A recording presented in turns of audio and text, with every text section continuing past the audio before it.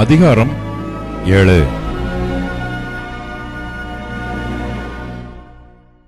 அப்படியே கீரியாத் யாரீமின் மனுஷர் வந்து கர்த்தருடைய பெட்டியை எடுத்து மேட்டின் மேல் இருக்கிற அபினதாபின் வீட்டிலே கொண்டு வந்து வைத்து கர்த்தருடைய பெட்டியை காக்கும்படிக்கு அவன் குமாரனாகிய எலெயாசாரை பரிசுத்தப்படுத்தினார்கள். பெட்டி கீரியாத் யாரீமிலே அநேக நாள் தங்கியிருந்தது. 20 வருஷம் அங்கேயே இருந்தது. இஸ்ரவேல் குடும்பத்தார் எல்லாரும் கர்த்தரை நினைத்து புலம்பிக் கொண்டிருந்தார்கள். அப்பொழுது சாமுவேல் இஸ்ரவேல் குடும்பத்தார் யாவரையும் நோக்கி, நீங்கள் உங்கள் முழு இருதயத்தோடும் கர்த்தரிடத்தில் திரும்புகிறவர்களானால் அந்நிய தேவர்களையும் அஸ்தரோத்தையும் உங்கள் நடுவிலிருந்து விலக்கி உங்கள் இருதயத்தை கர்த்தருக்கு நேராக்கி அவர் ஒருவருக்கே ஆராதனை செய்யுங்கள்.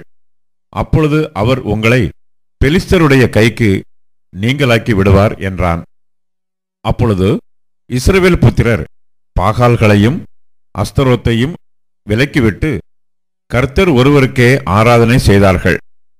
பின்பு சாமுவேல், நான் உங்களுக்காக கர்த்தரை மன்றாடும்படிக்கு இஸ்ரவேலர் எல்லாரையும் மிஸ்பாவிலே கூட்டுங்கள் என்றான்.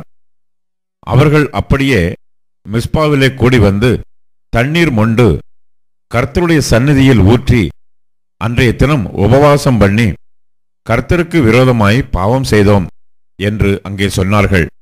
மிஸ்பாவிலே சாமுவேல் இஸ்ரவேல் புத்திரரை நியாயம் விசாரித்துக் கொண்டிருந்தான். இஸ்ரவேல் புத்திரர் மிஸ்பாவிலே கூடி வந்ததை பெலிஸ்தர் கேள்விப்பட்டபோது பெலிஸ்தரின் அதிபதிகள் இஸ்ரவேலுக்கு விரோதமாக எதிர்த்து வந்தார்கள். அதை இஸ்ரவேல் புத்திரர் கேட்டு பெலிஸ்தரின் நிமித்தம் பயப்பட்டு சாமுவேலை நோக்கி, நம்முடைய தேவனாகிய கர்த்தர் எங்களை பெலிஸ்தரின் கைக்கு நீங்களாக்கி ரட்சிக்கும்படிக்கு எங்களுக்காக அவரை நோக்கி ஓயாமல் வேண்டிக் கொள்ளும் என்றார்கள்.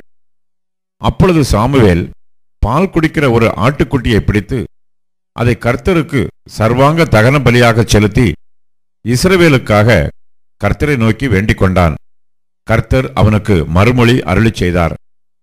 சாமுவேல் சர்வாங்க தகன பலியை செலுத்துகையில் பெலிஸ்தர் இஸ்ரவேலின் மேல் யுத்தம் பண்ண நெருங்கினார்கள்.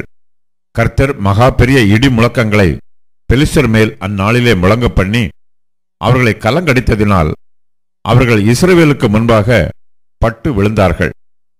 அப்பொழுது இஸ்ரவேலர் மிஸ்பாவிலிருந்து பெலிஸ்தரை பின்தொடர்ந்து போய் பெத்காரீம் பள்ளத்தாக்கு மட்டும் அவர்களை முறிய அடித்தார்கள்.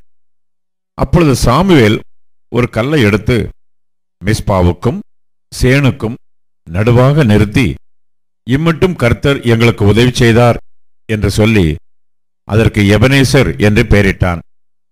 இந்த பிரகாரம் பெலிஸ்தர் அப்புறம் இஸ்ரவேலின் எல்லையிலே வராதபடிக்கு தாழ்த்தப்பட்டார்கள். சாமுவேலின் நாளெல்லாம் கர்த்தருடைய கை பெலிஸ்தருக்கு விரோதமாய் இருந்தது.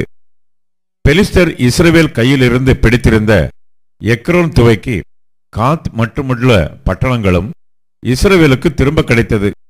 அவைகளையும் அவைகளின் எல்லைகளையும் இஸ்ரவேலர் பெலிஸ்தர் கையிலே இராதபடிக்கு விடுவித்துக் கொண்டார்கள். இஸ்ரவேலுக்கும் எமோரியருக்கும் சமாதானம் உண்டாயிருந்தது. சாமுவேல் உயிரோடு இருந்த நாளெல்லாம் இஸ்ரவேலை நியாயம் விசாரித்தான். அவன் வருஷா வருஷம் புறப்பட்டு பெத்தேலையும் கில்காலையும் மிஸ்பாவையும் சுற்றி போய் அவ்விடங்களில் எல்லாம் இஸ்ரவேலை நியாயம் விசாரித்த பின்பு அவன் ராமாவுக்கு திரும்பி வருவான். அவனுடைய வீடு அங்கே இருந்தது. அங்கே இஸ்ரவேலை நியாயம் விசாரித்து அவ்விடத்தில் கர்த்தருக்கு ஒரு பலிபீடத்தை கட்டினான்.